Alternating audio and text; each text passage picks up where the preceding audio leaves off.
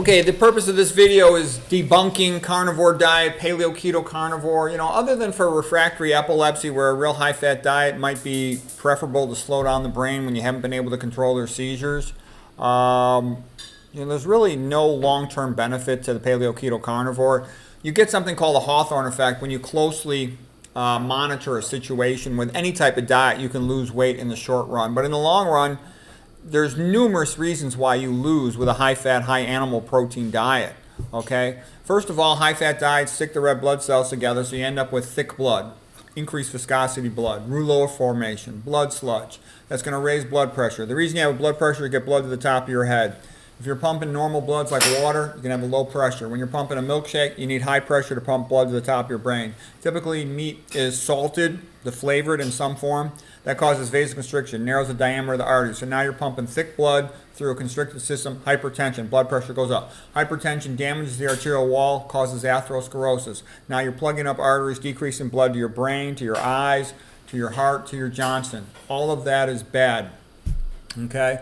The high fat, especially in animal protein, tends to be saturated fat. Saturated fat is the main cause of insulin resistance and diabetes. It inhibits the intermitochondrial membrane. I'm going to show you pictures of all this in a moment. I've given talks on all this in a moment. I'm just kind of going through it. I'm going through this all by memory. It's pretty simple, obvious, and straightforward once you study nutrition for a while. So it increases your risk of hypertension and diabetes. Those are the gateway diseases towards atherosclerosis. Then you plug up arteries all over your body, and you decrease the function of your brain, your eyes, your kidneys, your heart, your Johnson, everything, okay? In addition, the high-fat diets, the higher the percentage of calories from fat, the fatter the population gets, so you make yourself fat. So fat is unattractive, so you make yourself ugly and sick, and you're plugging up arteries in the brain, which over time decrease your cognitive function. So you make yourself fat, sick, and stupid. That's what you get from eating a paleo keto carnivore diet long term. And usually they can't even maintain that Hawthorne effect like tight diligence initially, and they sort of drift back into something closer to a high-fat version of the Mediterranean diet. I'll show you some pictures of what all this stuff relates to. It accelerates aging as well. It's not intelligent in any way. This is just showing cancer. The whole attempts to really make a difference in cancer have been largely a joke. Hasn't changed much. T. Colin Campbell studied all this in a lot of detail. The conclusion he came to is the number one cause of cancer is eating meat. He felt dairy was the worst, the casein being a powerful carcinogen. And this also shows the more animal protein that was fed in the rodent studies, the more cancer was obtained. The more animal protein people ate, the more cancer they had. And that'll relate to some of the epidemiology data about cancer. For example, here's the amount of cancer in different populations. And according to T. Colin Campbell, in his book, The Future of Nutrition, the best amount of animal protein was zero, none at all, because it had a tendency. Animal protein is different than plant protein. It's got more methionine, sulfur-containing amino acid, partially degraded to sulfuric acid in its metabolism. That leads to metabolic acidosis, which favors cancer. Also, it's got more leucine, branched-chain amino acid, along with methionine, which activate mTOR, and that does a couple things. Number one, it accelerates cell replication, which accelerates reaching the Hayflick limit, which accelerates aging, but it also accelerates the growth of cancer. T. Colin Campbell felt that animal protein was analogous to saturated fat, was analogous to dietary blood cholesterol, to insulin-like growth factor level, because all these things are simultaneously increased by eating meat. The countries that ate the most meat have the most cancer. Okay, here's just to give you a little general idea of what happens with different foods. If you look at salmon, a typical prototype for meat, 50% fat, 50% protein. There's no carbohydrate in meat other than in milk, in the lactose, for example. So 50% fat, 50% protein is pretty standard with meat. If you get a so-called lean chicken, you can have about 20%, 25% fat. That's still very high in fat. I recommend you always keep your total fat, your total protein, each of them less than 10%. So to be 25% of fat, that's a lot of fat, okay? And hamburger, 45% fat. These are terrible foods, okay? If you look at a potato, 1% of calories from fat. That'll make you skinny. White rice, 1% of calories from fat. That'll make you skinny. Sweet potato, 1% of calories from fat. That'll make you skinny. The most fat I would ever tolerate in a food would be oatmeal at about 15% of fat, which is still quite reasonable. The Mastering Diabetes guys like Bobby Bitterow and Cyrus Kumbada, they recommend keep your dietary fat less than 15%. I like to keep it less than 10%. Black beans are about 4% fat, lentils about 3% fat. Garbanzos are a little bit fatter, 13% of calories from fat. Soy, I think, is a bad food. It's about 37% of calories from fat. Fruits tend to have their amount of fat. The vast majority of fruits, less than 10%. So fruits are also quite low in fat. Okay, a couple more things about it. Blood flow is the river of life. Meat, in a sense, it makes your blood thick. So it gives you a problem with blood flow to every organ in your body. You don't want that. We talked about the sulfur-containing amino acids. You get increased bad breath with the meat diet. The metabolic acidosis causes buffering of the pH by calcium taken from the bones and from the muscles, excreted by the kidney, co-excreted with the protons to get the acid out of the body.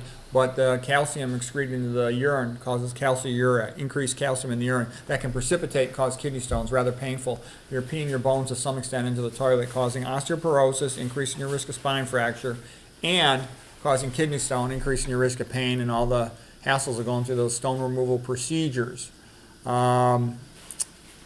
Let's see. Best is with no oils. Oils are all toxic to the human body. This is the concept of the Hayflick limit. When a chromosome replicates, it shortens a little bit because non-stem cells, non-germ cells, they don't have telomeres. And you keep shortening you can't increase those telomeres. You keep shortening the chromosome until you shorten into genes the cell needs to live, and then the cell dies. So what I'm saying is the faster you replicate, you only get about 60, 70 replications in your non-germ cells. The sooner you reach genes that you need, and the cell will die. Okay, so the meat accelerates cell replication, thus accelerates arrival at the Hayflick limit, thus accelerates aging and dying. Hayflick was a microbiologist who worked with human tissue cultures and came up with the Hayflick limit. We talked about sat fat. We talked about, saturated fat has a big increase in your cholesterol, increases your risk of atherosclerosis, increases your risk of diabetes, increases your risk of hypertension. Nothing good about it. The more fat you eat, the more it gets into the skeletal muscle. It's called the flip-flop maneuver. The fatty acid can approach the plasma membrane, outer leaflet of the plasma membrane. It can get protonated and circulate into the outer leaflet, then flip-flop into the inner leaflet, then go into the cytoplasm. Here's a paper by Anthony J. and James Hamilton, putative inhibitors of fatty acid transport across membranes. Okay, what they found was that they blocked the so-called fatty acid transporters. It didn't matter. It wasn't going through them. It was just flip-flopping across the membrane, meaning that it was constitutive, meaning that the more you had in the blood, the more fat would get into the skeletal muscle. The more fat gets into the skeletal muscle, the more insulin resistance you have, because the fat would subsequently go on to cause overnutrition in the mitochondria and inhibit the inner mitochondrial membrane. Okay, so bottom line, the more fat you eat, the worse off you are, the more at risk you are for insulin resistance and diabetes. Okay, here's the inner mitochondrial membrane, and the fatty acid was blocking it here in the region of complex 3 and coenzyme Q, and that unleashes a whole bunch of secondary complications of diabetes. Atherosclerosis in Asians tended to be especially intracranial, associated with hypertension due to smoking a lot of cigarettes like chimneys and having high dietary sodium, 12 to 14 grams a day. The Western atherosclerosis was more from high-fat diets, which especially included coronary artery atherosclerosis. It also, to some extent, includes the carotid artery atherosclerosis in the neck, this tendency due to high-fat diets.